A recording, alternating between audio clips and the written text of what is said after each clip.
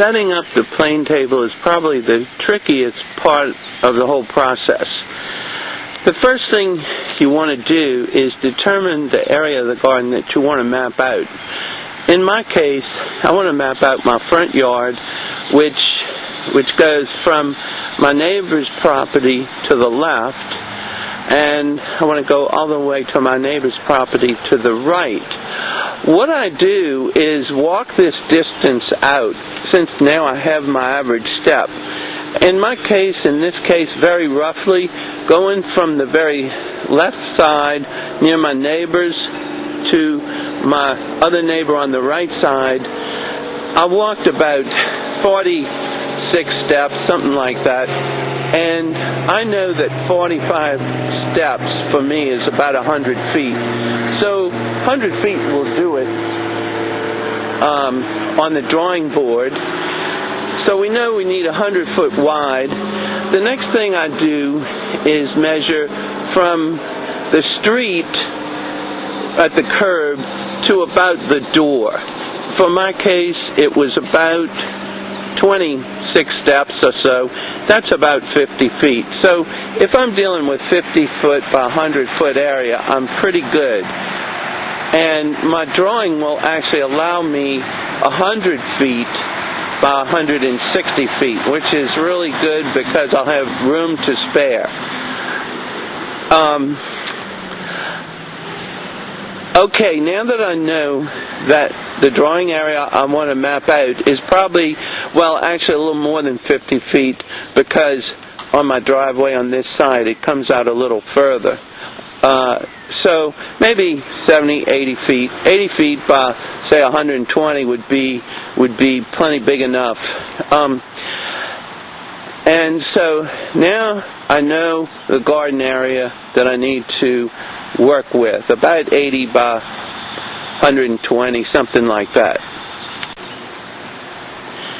The next thing I want to do is just take a rough view, looking around from an approximate point where I'm going to put my plane table. And I look around and I want to be able to view everything that I want to mark on my drawing. In this case, I'm starting with the left front corner of the house, which I definitely want to put in because I want to coordinate this drawing with the appraiser's 1 inch equal 10 foot drawing that I get from my real estate appraiser. Okay, now, as I look around, well, in here, there's a hidden corner, but that's okay because we're going to show you how you can fill that in.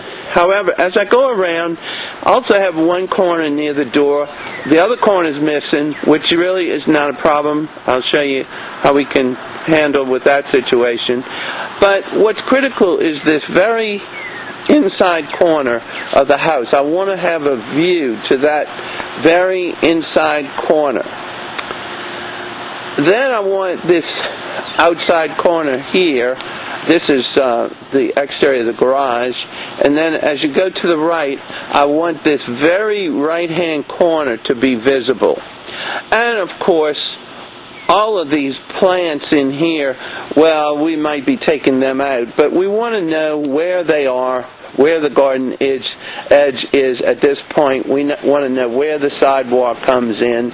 We want to know that bushes, like this bush here, and then as we go around, we want this crepe myrtle tree. For sure, this is so important that you get the big items diagrammed in your drawing.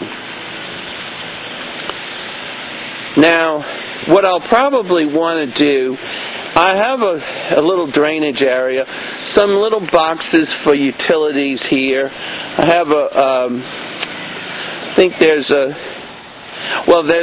small ditch that runs along this side of the house. And I'll probably want to rough that in some kind of way. Now, as I go around to the left side of the house, behind this bush and to the right, there's some plants on that side of the house, and there's a fence that is sits back towards the back side of the house. Now I want to diagram that area, but I'm not going to do it in this drawing. What I'm going to do is place stakes, probably somewhere in here. I'm going to place stakes so that once I get those stakes placed on my drawing, I'll locate them on both drawings and then coordinate the drawings together. Then as I go around, I have a bush on my neighbor's property and their mailbox. Well, I'll probably put the bush in. And I want to get an accurate description of how this street comes in here, and also I want to map out where that culvert and ditch comes in. I'll want to locate the mailbox because that would be a good point to mesh up with other drawings. I want to locate the sidewalk and especially that intersection where it intersects with the street. I want to map out this tall pine tree right here. Going on around, I come to see my neighbor's house. There's another tree right there that I'll want to map out. And then I'll locate where this oak tree is that shades the truck. And of course, I'm going to map out where this sidewalk is and try to estimate this curve pretty well. Now what I'll do, on this side I'll also have to make another drawing, and what I want to do is put in a couple of stakes so that I can mesh in my drawing that I do on this side of the house with the one I'm doing right now. What I think I'll do is pick a point somewhere like on this corner of the sidewalk in the drive, and I'll place one of my small stakes and mark it red, and then I'll probably locate another stake somewhere over here. That way, when I do a drawing of this other side of the house, I can coordinate it with the drawing I'm doing at this point.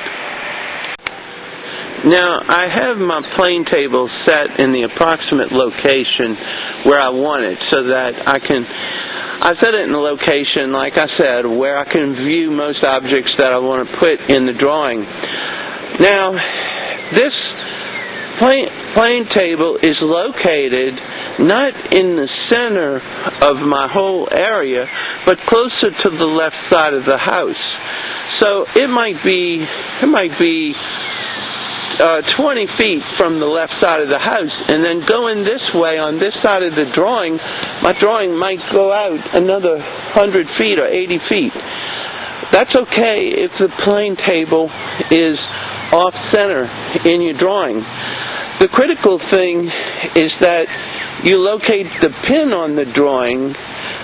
The pin is in relation to the drawing as the plane table is to this whole area that I'm mapping out.